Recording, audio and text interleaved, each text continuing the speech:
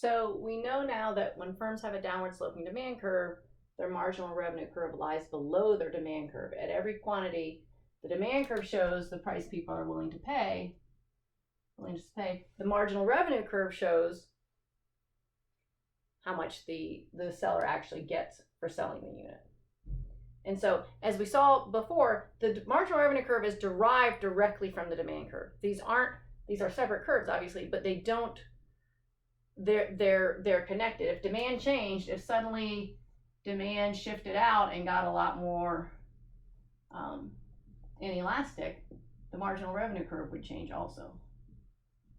The marginal revenue curve and the demand curve always start at the same place on the vertical axis, and then because for the first unit, right, you sell an additional unit and your revenue goes up by whatever the price is, and you're not dropping price on any previous unit. So for the first unit, marginal revenue and price will be the same thing, but then for every other unit, as you produce and sell it, your marginal revenue is the price you sell it for, less what you lose because you drop price on everything else. So the marginal revenue curve, as we saw with our numbers on our previous video, derives directly from the demand curve. So wherever the demand curve is the marginal revenue curve is there, and it's exactly twice as steep. It exactly bisects that distance between the vertical axis and the demand curve. So if you're freehanding a demand curve, don't make your marginal revenue curve look like that, or don't make your marginal revenue curve look like that. I'm not going to get a ruler out and make sure it exactly bisects the distance, but try to make it that way. I can show you why that is.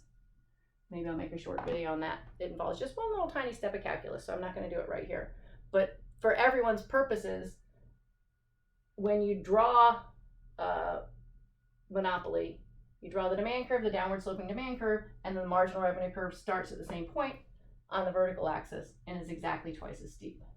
So wherever the demand curve would hit the horizontal axis, the marginal revenue curve hits the horizontal axis exactly half that distance.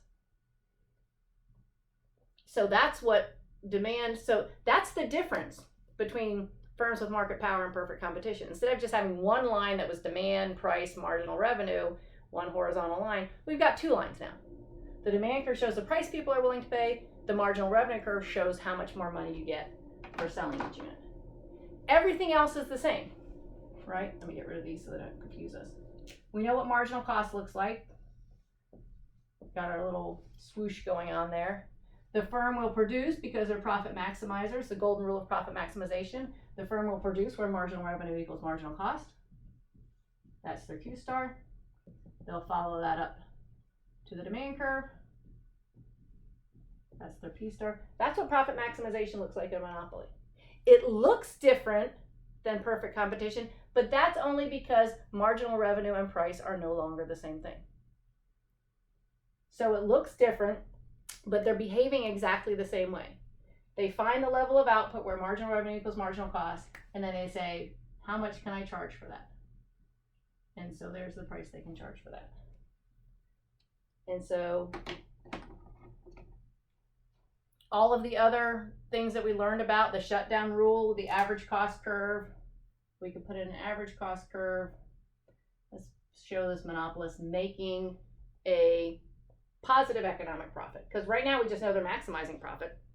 We don't know how much profit they're making because we need an average cost curve for that, just like what we learned about when we learned perfect competition.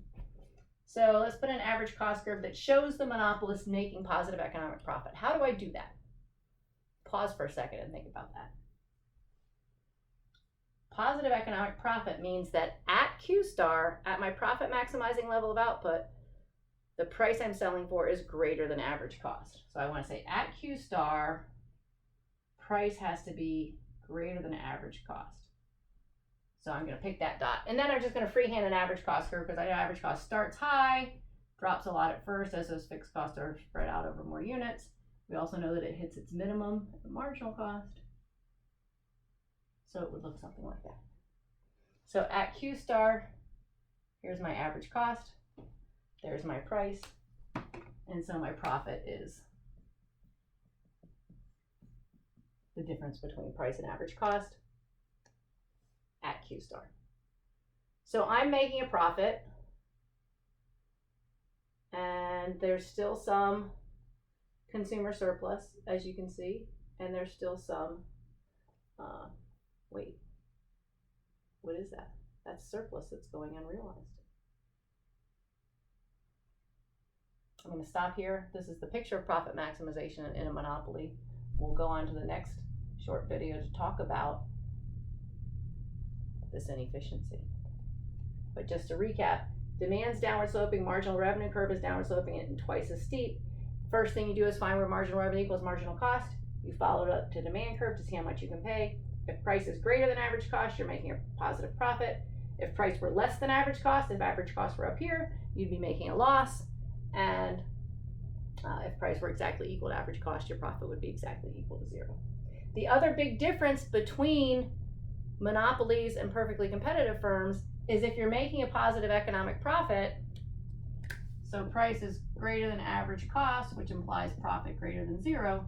If you're making a positive economic profit, other firms outside the industry will say, hey, I want a part of that action. I want to move my resources into this industry. The big difference with monopoly is they can't, right? In perfect competition, there were no barriers to entry, so other firms could enter. But if we're a monopoly, you can sustain profit greater than zero in the long run as long as you can sustain your barriers to entry.